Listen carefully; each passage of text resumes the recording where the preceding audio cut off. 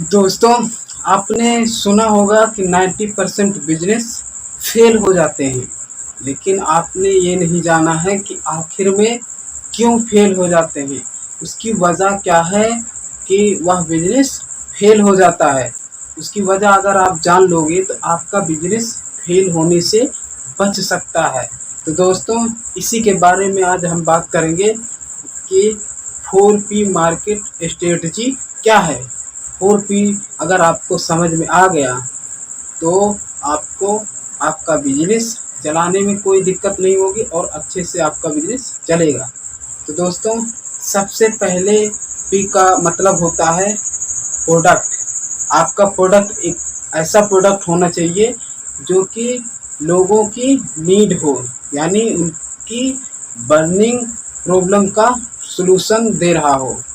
जैसे कि अगर किसी को किसी एरिया में साफ पानी नहीं मिल रहा है तो उसे आप साफ पानी दीजिए और रीजनल प्राइस लेकर उनको पानी दोगे तो आपका जो प्रोडक्ट है वो आसानी से सेल हो।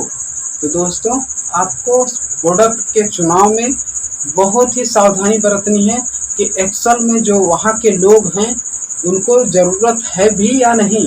उनको ज़रूरत है तो वो प्रोडक्ट आप सेल कीजिए, अगर ज़रूरत है तो दूसरा कोई प्रोडक्ट सेल करने की ज़रूरत है आपको।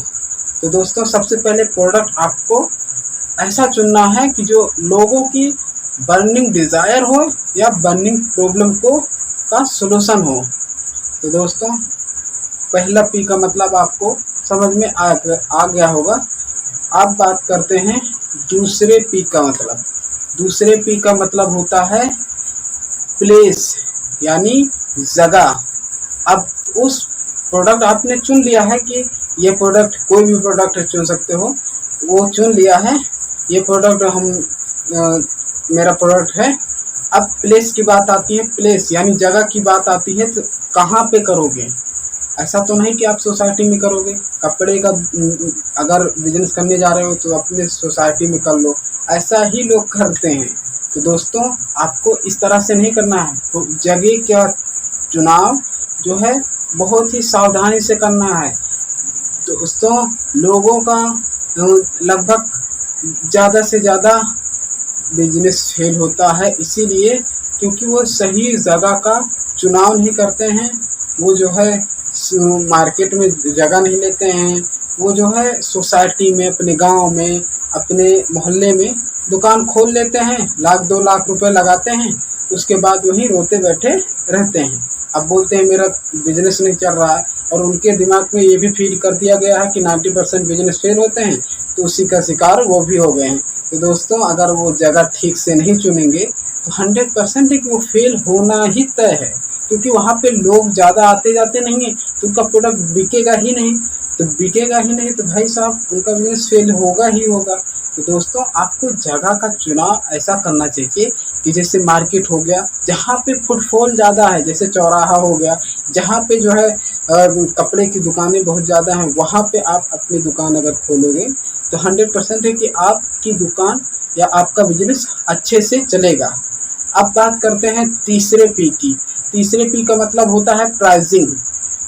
ज़्यादातर लोगों का बिजनेस फेल होने की वजह यही है कि प्राइसिंग वो नहीं ठीक से रख पाते हैं, या तो बहुत हाई कर देते हैं या तो बहुत कम कर देते हैं।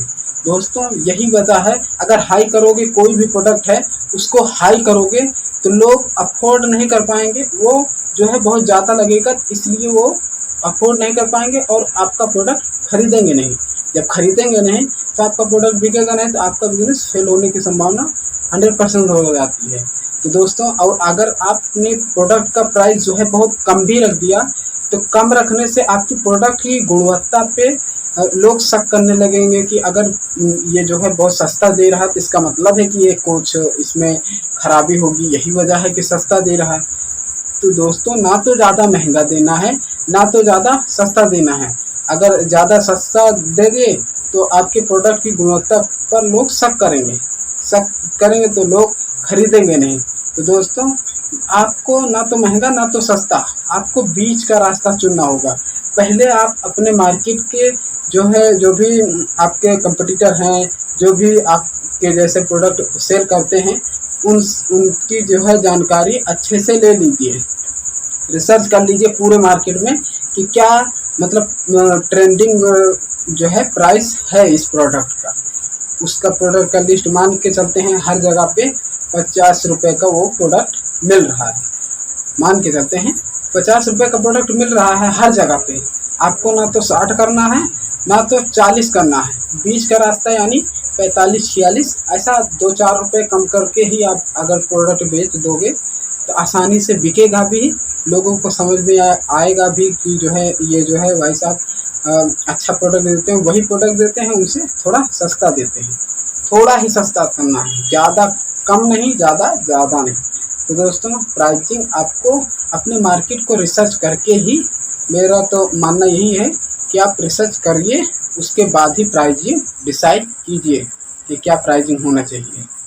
तो दोस्तों, अगर आप अच्छे से प्राइसिंग करेंगे तो आपका बिजनेस असफल होने से बच सकता है। अब चौथे पी की बात कर लेते हैं। चौथे पी का मतलब होता है प्रमोशन। प्रमोशन शब्द सुनते ही लोग, एडवर्टाइजिंग शब्द सुनते ही उनको शर्म आने लगती है, किसी शर्माते हैं, अपने प्रोडक्ट को, अपने सर्विस को बताने में बहुत शर्माया करते हैं। अरे भाई साहब, अगर जो नेता हैं, जो मंत्री हैं, जो अभी चीफ मिनिस्टर हैं, प्रधानमंत्री हैं, जो भी हैं, वो जो है अगर ठीक से एडवर्टाइजिंग नहीं करेंगे, अपने विचारों को लोगों को के पास पहुंचाएंगे नहीं, वो पंपलेट, पर्चा, बैनर, होर्डिंग, टीवी में ऐड और इंस्टाग्राम, फेसबुक, गूगल, हर जगह पे ऐड करते हैं, कैंपेन चलाते हैं, जो है हर जगह रैली करते हैं, अपने मतलब अपनी गुणवत्ता को, अपने जो है विचारों को लोगों के अंदर बताते हैं, उनको समझाते हैं, तब जाके वो अच्छे से एक मंत्री या चीफ मिनिस्टर या प्राइम मिनिस्टर बनते हैं। उनको अपनी गुणवत्ता, अपने विचारों को बताने में कोई शर्म नहीं आती है।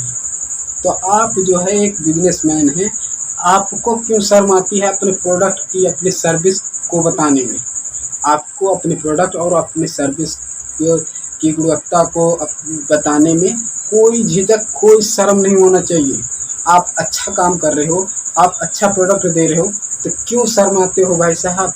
इंडिया में सबसे जो है फेल होने का रीज़न यही है कि जो है लोग शर्माते बहुत हैं, शर्माते हैं अपने प्रोडक्ट के बारे में कि मैं बताऊंगा, कहीं मना ना कर दे। यही डर होता है कि कहीं मना ना कर दे। अरे भाई साहब, बिजनेस का रूल यही है कि 100 में से अगर 90 लोग जो है मना भी कर रहे हैं तो कोई बात नहीं, 10 तो आपके ग्राहक बन रहे हैं। दोस्तों, आपको तो जो है एडवर्टाइजिंग, प्रमोशन अपने प्रोडक्ट का जोर शोर से करना चाहिए। पंपलेट छपवाइए, होर्डिंग लगवाइए, बैनर लगवाइए, और जो है इंस्टाग्राम, फेसबुक, गूगल, अब तो आसान हो गया ऑनलाइन, जब से सोशल मीडिया हो गया है तो बिजनेस करना बहुत ही आसान हो गया है। बिजनेस करना आसान हो गया है। आप गूगल पे एडवर्टाइजिंग चला सकते हो, इंस्टाग्राम पे एडवर्टाइजिंग चला सकते हो, फेसबुक पे एडवर्टाइजिंग चला सकते हो, ऐसे यूट्यूब पर एडवर्टाइजिंग चला सकते हो।